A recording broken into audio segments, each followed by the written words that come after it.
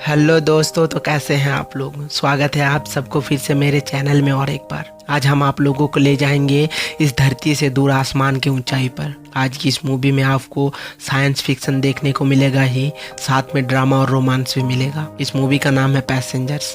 Chris PAT और Jennifer Lawrence की ये शानदार मूवी 2016 में रिलीज हुआ था। इस मूवी के शुरुआत में एक स्पेसशिप को दिखाया जाता है जिसका नाम है एबलॉन, जो अंतरिक्ष की गहराई को चीर कर अपने मंजिल की तरफ बढ़ रहा होता है। इसकी मंजिल एक दूसरा प्लैनेट होता है जिसका नाम है होमस्टेड 2, जहां ये कुछ पैसेंजर्स को ले जा रहा होता है। लेकिन ये पैसेंजर्स एक स्लीपिंग चैम्बर्स में 120 साल के लिए गहरी नींद में सो रहे होते हैं। 258 क्रू मेंबर्स और 5000 पैसेंजर्स को लेकर ये स्पेसशिप पूरी तरह से ऑटो पायलट मोड पर होता है। इस स्पेसशिप की खासियत यही है कि ये अंतरिक्ष में किसी भी चीज की टकराव को खुद से सुरक्षित कर सकती है। इसी दौरान इस स्पेसशिप का टकराव एक बहुत बड़ा उल्कापिंड से हो जाता है और शिप की इलेक्ट्रिसिटी कुछ देर के लिए बंद हो जाता है। इन सब के बीच एक पैसेंजर्स के स्लीपिंग चैम्बर में कुछ खराबी हो जाता है और वो समय से 90 साल पहले ही खुल जाता है। जिम नाम का इस पैसेंजर्स को आर्टिफिशियल इंटेलिजेंस द्वारा ये बताया जाता है कि वो सफ़र के अंतिम पड़ाव पर है और वो जल्दी ही अपने नए घर, जो कि नए प्लैनेट होमस्टेड 2 पर है, वहाँ पहुँच जाएंगे। जिम ये सुनकर खुश हो जाता है और नहा धोकर नए दोस्तों से मिलने के लिए अपने कमरे से बाहर निकलता है। बाहर आने के बाद जिम को एहसास होता है कि वो इस शिप में पूरी तरह से अकेला है। जिम स्पेसशिप की कंट्रोल रूम में जाने की कोशिश करता है, लेकिन उसे वहां जाने की परमिशन नहीं होता है। वो देखता है कि ये शिप पूरी तरह से ऑटो पायलट मोड पर है। यहाँ जिम को पता चलता है कि ये शिप पृथ्वी से 30 साल पहले चला था और अभी उसे मंजिल तक पहुंचने के लिए 90 साल और लगेंगे। यहाँ जिम को एहसास होता है कि वो अपने स्लीपिंग चैम्बर से पहले ही बाहर निकल गया है। जिम शिप का मैनुअल चेक करता है और स्लीपिंग चैम्बर्स ठीक करने की कोशिश करता है, लेकिन वो असफल रहता है। इसके बाद जिम क्रू चैम्बर में घुसने की कोशिश करता है, पर यहाँ भी उसे निराशा हाथ लगता है। जिम को लगता है कि वो इसी शिप पर सड़ सड़ कर मर जाएगा। इसी दौरान शिप के अंदर एक बार में उसे एक इंसान दिखाई देता है। वो खुशी के मारे पागल होकर उसके पास भागता है, लेकिन पास जाकर वो देखता है कि वो एक आर्टिफिशियल रोबोट है जिसको इंसान का शक्ल दिया गया है। ये एक बार टेंडर है और इसका नाम अर्थर है। जिम इसी रोबोट से बात करते हुए और शराब पीते हुए अपने दिन बिताता है। इसी दौरान शिप में जिम को एक स्पेस सूट नजर आता है। जिम खुद को उस सूट को पहनने से रोक नहीं पाता है और उसे पहनकर स्पेस वॉक करने निकल जाता है। स्पेस की नज़ारा देखकर जिम की आंखों में आंसू आ जाता है और थोड़ी ही देर बाद वो शिप में वापस लौट आता है। इसी दौरान जिम को स्लीपिंग चैम्बर्स में एक बहुत खूबसूरत लड़की नजर आती है जिसका नाम है अरोरा। जिम खुद का अकेलापन दूर करने के लिए एक गलत कदम उठा लेता है और वो अरोरा का स्लीपिंग चैम्बर्स भी जानबूझकर खराब कर देता है ताकि अरोरा भी नींद से जाग जाए और जिम को एक साथी मिल जाए।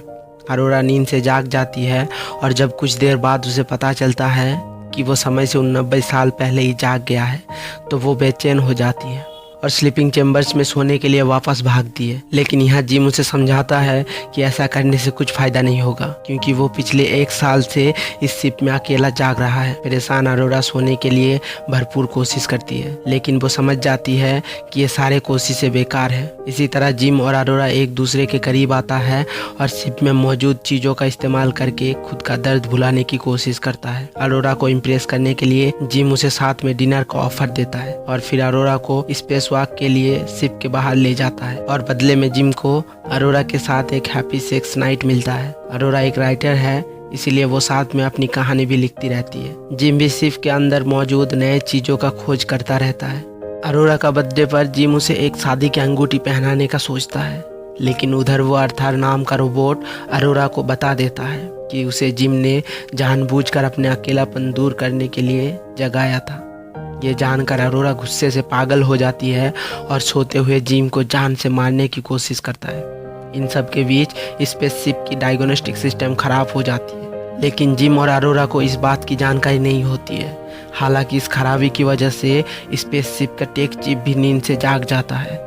उसे देखकर जिम और अरोरा हैरान हो जाता है। तीनों आपस में बैठकर बात करता है। फिर उन लोगों को पता चलता है कि पिछले कुछ दिनों से शिप के चीजें एक के बाद एक खराब होते जा रहे हैं। टेक मैनेजर मैनकुसो की तबीयत खराब रहता है, लेकिन वो इस बात को छुपाता है। तभी शिप अपने ग्रेविटी खो देता है और शिप के अंदर मौजूद सामान सब इधर उधर होकर हवा में उड़ने लगता है और इधर अरोरा भी पानी में डूबने लगता है। हालांकि समय पर ग्रेविटी लौट आने से वो बच जाती है। सिस्टम की गहराई से जांच करने से पता चलता है कि ये शिप अब धीरे धीरे खराब हो रहा है और अगर टाइम पर इसको ठीक नहीं किया जाता है तो सब मारे जाएंगे। टेक चीफ की बीमारी बढ़ रहा होता है और वो बेहोश हो जाता है।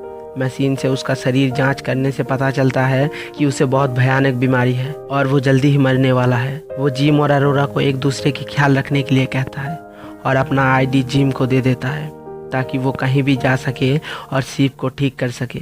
जिम और अरोरा मिलकर शिप के हर एक हिस्से को चेक करता है ताकि गड़बड़ी पता चल सके और आखिर में दोनों को पता चलता है कि शिप में कई जगह पर छेद हो चुके हैं जिनकी वजह से शिप बेकाबू होता जा रहा है। आखिरकार दोनों को पता लगता है कि रिएक्टर को कंट्रोल करने वाला कंप्यूटर खराब हो गया है। दोनों रिएक्टर को जबरदस्ती ठीक करने की कोशिश करता है लेकिन वो असफल रहता है। कोई और उपाय ना देखकर जिम शिप से बाहर निकालने का फैसला लेता है ताकि वो जाम हो चुके दरवाजे को बाहर से खोल सके और रिएक्टर को ठंडा कर सके।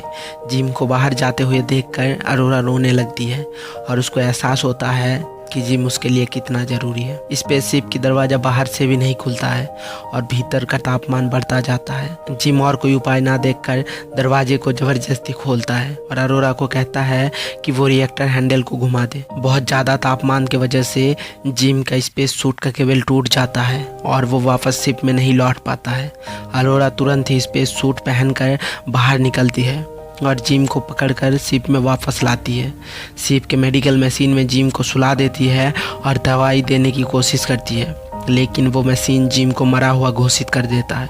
इधर अरोरा परेशान होकर मशीन के सारे स्विच एक साथ दबा देती है और आखिरकार एक मिराकल से जिम की सांस वापस आ जाता है। दोनों एक दूसरे को देखकर गले लगाते हैं और बहुत ज़्यादा खुश होते हैं। इसी बीच जिम अरोरा को स्लीपिंग चेम्बर में भेजने का प्लान बनाता है लेकिन अरोरा स्लीपिंग चैम्बर में जाने के लिए इनकार कर देती है और वो बाकी के बचा हुआ ज़िंदगी शिप में जिम के साथ बिताने का फैसला करता है। इधर 88 साल बाद जब स्पेसशिप दूसरे ग्रह पर पहुंच जाता है और शिप के बाकी सब क्रू मेंबर जाग जाता है तब उन्हें अरोरा का वो लिखी हुई कहानी मिलता है जिसे उन्हें पढ़कर पूरा सच्चाई और दोनों का कुर्बानी का पता चलता है। और इसी के साथ ये फिल्म यहाँ पर ख़त्म हो जाता है।